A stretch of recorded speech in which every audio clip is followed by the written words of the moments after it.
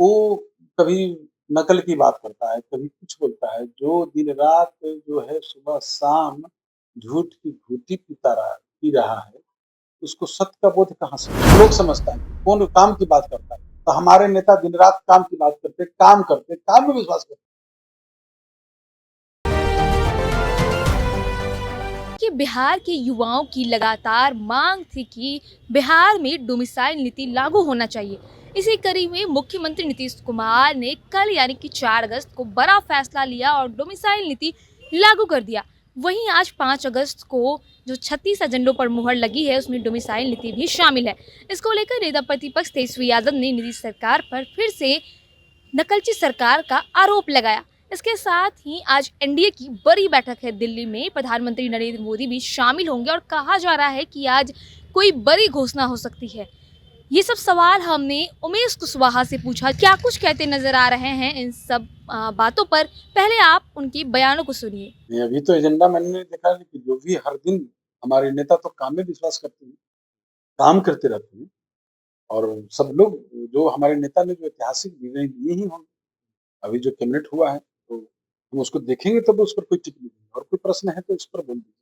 Domicile नीति जिस तरह से कहा जा रहा था कि युवाओं के जो सोच बिल्कुल, ये जो डोमिसाइल नीति है, ये ऐतिहासिक निर्णय है और इससे युवाओं का आत्मनिर्भर बनने में और उसके लिए जो है उसके हित के लिए, युवाओं के हित के लिए, जो छात्र है, युवा है, उसके हित इससे काम के लिए मैं जितना माननीय मुख्यमंत्री जी के मैंने बधाई दूँ, चाहे उनके प्रति समझिए कि आभार प्रकट करूँ। बहुत बेहतर निर्णय लिया गया है। इससे युवाओं में एक अभी जश्न लोग मना रहे हैं युवा, खासकर हमारे जो युवा साथी हैं, उसके लिए बहुत अच्छा निर्णय।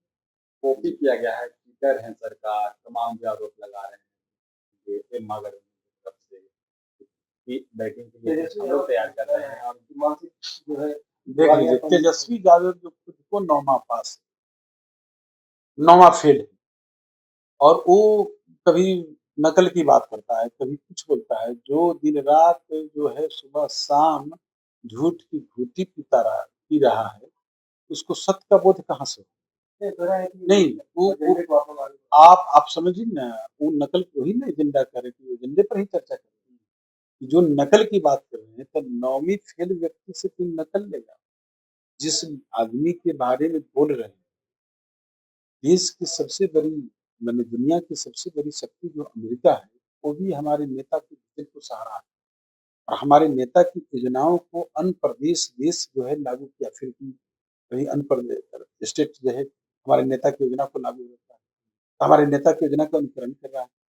तो इस तरह देख रहे हैं कि जो हमारे नेता की जो नीति है, उसका कोई जोर नहीं है और उनके बारे में इस तरह के जो 9वां फेल व्यक्ति है, वह बोल रहा है, उसको तो कुछ है नहीं।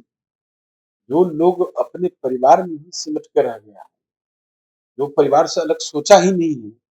अभी देख रहे हैं ना, ईपीके नंबर 2 ईपीके नंबर कितना कानूनी अपराध है। 2 आई कार्ड जो है मतदाता कार्ड आप बनवा के रखे हैं, आप खुद सोचिए, ये तो कानूनन अपराध है। तो उनके लिए हल्का होगा, उनके लिए यह अपराध छोटा होगा, इसलिए कि बड़ा-बड़ा अपराध उनके परिवार कर चुका है, वो अपने कर चुके हैं।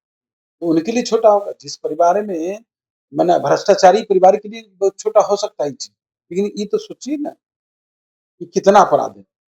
तो काम का कोई विकल्प नहीं होता है। काम करने वाले लोग को सब जगह अभी जनता समझती है कि कौन आदमी कोरा बोल रहा है, कौन आदमी बेईमान है, कौन आदमी क्या बोल रहा है, झूठ बोल रहा है, जनता समझती है। अब लोग विकास की चर्चा करते हैं, गाँव में जब जाइएगा ना, तो उनको अच्छे-बुरे की पहचान हो गई। हर लोग समझता है कि कौन काम की बात करता है। तो हमारे नेता दिन-रात काम की बात करते, काम में विश्वास करते हैं। उनको वोट की बात करना है, विपक्ष को। तो वोट की राजनीति करने वाला बहुत दिन तक की उनकी झूठ की राजनीति नहीं चलेगा। उनका राजनीतिक खत्म हो जाएगा।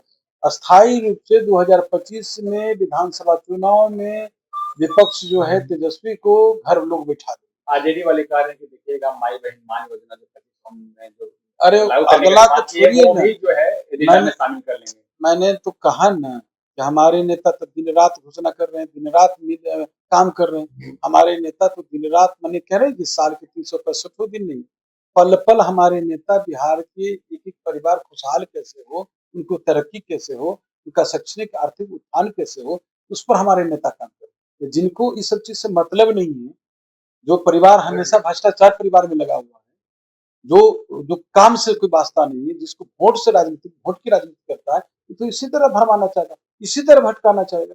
तो जनता जानती है, जनता के दरबार में सबका हिसाब होगा, सबका फैसला होगा, जनता फैसला करेगी। महागठबंधन की ये एमवाई समीकरण है जिसको वो अपना बपौती संपत्ति मानते हैं, तो वहां भी जाकर देख लीजिए कि विधानसभा के उपचुनाव बेलागंज में हुआ, वहां के लोग ने भी बता दिया माननीय मुख्यमंत्री नीतीश कुमार जी के सुशासन के सामने में और विकास के सामने में कोई टिका नहीं, ये ताश के पत्ते की तरह उनका समीकरण ढह गया। आज एनडीए तो की बैठक है और आज 5 अगस्त है। 5 अगस्त को जो है हर बार जो है नरेंद्र मोदी का बड़ा फैसला लेते हैं। 370 किए हैं, राम मंदिर का घोषणा की है। वही कहा जा रहा है आज भी कोई बड़ी घोषणा हो सकती है। बिल्कुल है। तो ये तो इंडिया हम घोषणा की बात तो सरकार करती है, समझे।